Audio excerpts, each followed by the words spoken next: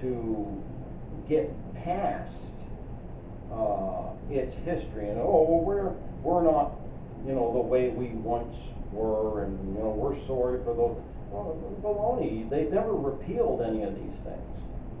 They've never repealed any of these papal bulls and things that went out there that told them to kill Christians and so on. None of that's ever been repealed.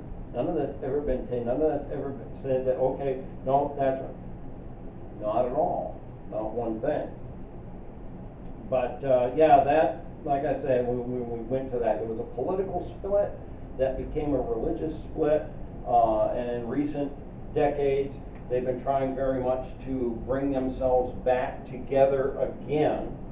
But I mean, the Eastern Orthodox was a little bit closer to the truth for the most part than Rome.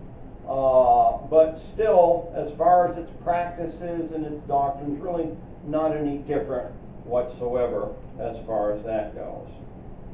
Now, some of the reasons that Rome, during those persecutions, gave for persecuting the Christians. Well, first of all, Roman law allows the people under its control to worship whomever and whatever they want to. No problem.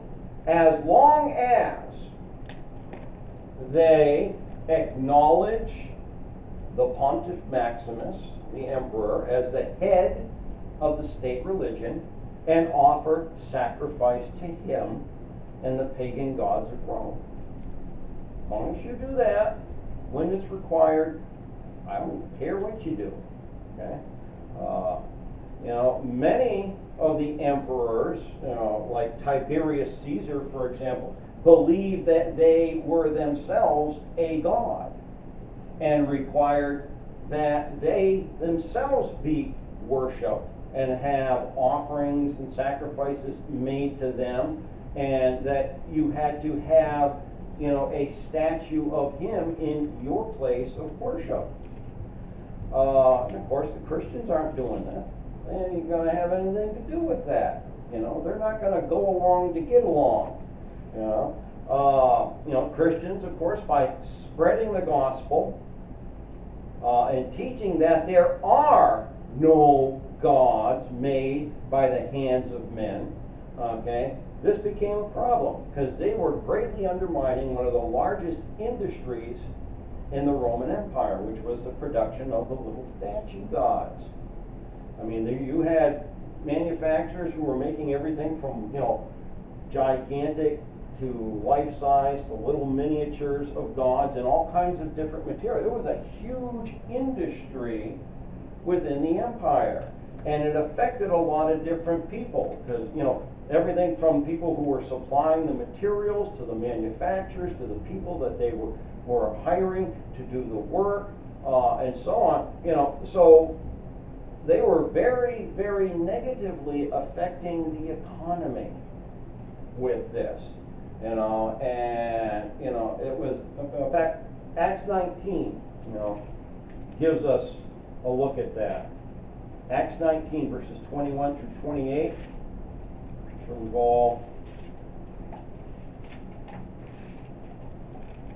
read this here.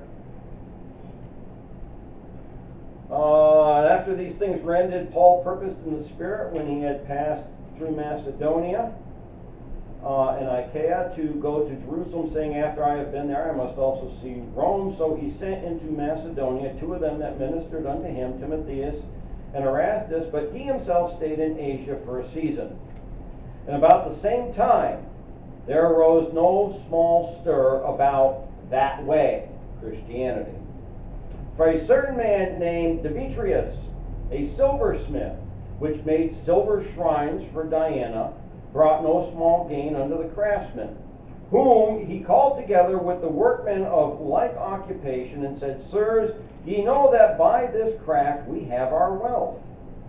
Moreover, ye see and hear that not alone at Ephesus, but almost throughout all Asia, this Paul has persuaded and turned away much people, saying that there be no gods which are made with hands. so that not only this our craft is in danger to be set at naught, but also that the temple of the great goddess Diana should be despised, and her magnificence should be destroyed, whom all Asia and the world worshipped. He said, yeah, we're losing money here. Oh, and by the way, they're disparaging Diana too, the Queen of Heaven. So, but what was the primary motive? Money. You're messing with my money. Basically, what it all boiled down to is the fact Christians were nonconformists.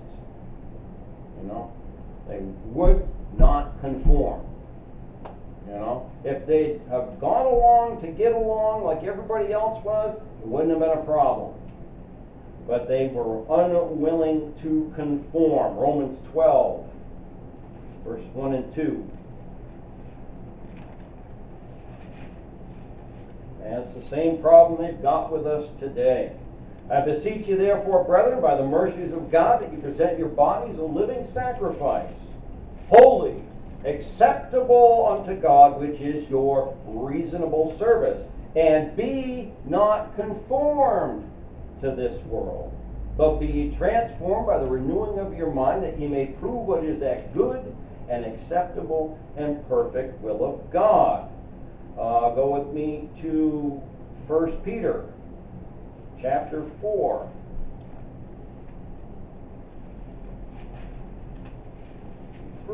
Peter chapter 4, and let's look at verses 1 through 4. 1 Peter 4. For as much then as Christ has suffered for us in the flesh, arm yourselves likewise with the same mind. For he that has suffered in the flesh has ceased from sin, that he no longer should live the rest of his time in the flesh to the lusts of men, but to the will of God. For the time past of our life may suffice us to have wrought the will of the Gentiles, when we walked in lasciviousness, lusts, excess of wine, revellings, banquetings, and abominable idolatries, wherein they think it strange that you run not with them to the same excess of riot, speaking evil of you. And then 1 John chapter 2. Now we're looking at verses 15, 16, and 17. 1 John 2. Love not the world, neither the things that are in the world. If any man love the world, the love of the Father is not in him. For all that is in the world, the lust of the flesh, the lust of the eyes, and the pride of life, is not of the Father, but is of the world. And the world passeth away, and the lust thereof. But he that doeth the will of God abideth forever. So, for Rome, Christians were instigators, rebels, disruptors of order and peace. They were opposers of true religion, opposers of unity, opposers of Roman law, and they were just plain strange. They were peculiar. Titus 2:14.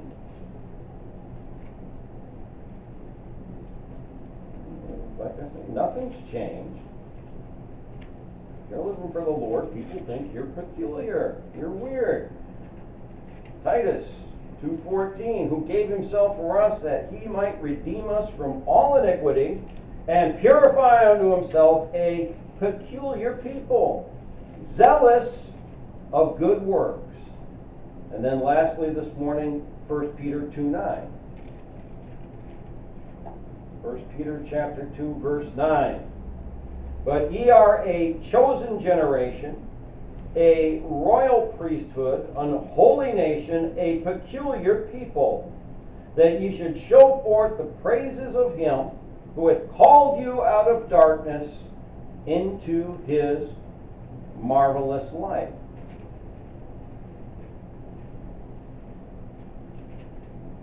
Lord willing, next week, we'll come back to this. We'll look at again how they were persecuted. And then we'll start from there. We get out of the first century we're going to, go through different epochs of time with things, again, looking at the history of the church and how they were persecuted, looking at, like I say, you've got Christians all throughout their history being called different names in different places by the Church of Rome, but they're the same people. They've the same doctrine. They have all the same, as far as where they stand on the scriptures and doctrine of the scriptures, no different than where we are today with these things. And so, irregardless of how they were called, what they were called by those who hated them, which started in Antioch when they were called Christians. Okay, they didn't call themselves Christians.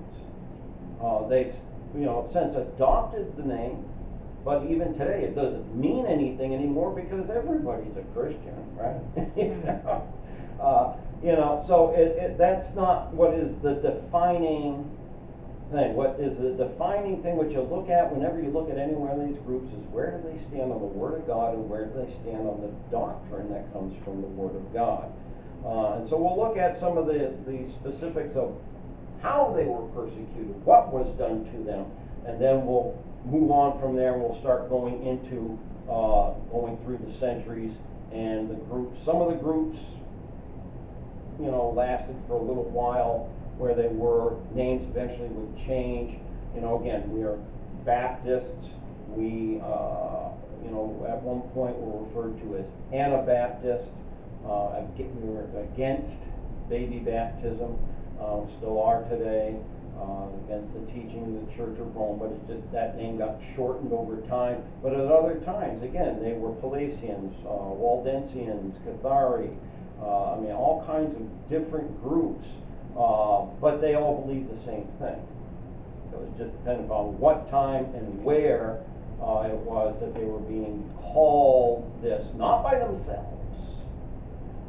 And in fact, we'll find when we get into the Reformation time frame that even the Reformation churches often persecuted true Christian churches. Because again, your Protestant groups, your Reformation churches are groups that came out of the Church of Rome. Okay? As I refer to them, direct lineage churches, those that we can trace our history straight back to Antioch in Syria, were never part of the Church of Rome. Never had anything to do with the Church of Rome. All right, so we're going to stop there for this morning, and we will get ready for our morning service. Good morning, all. How are you? Hello.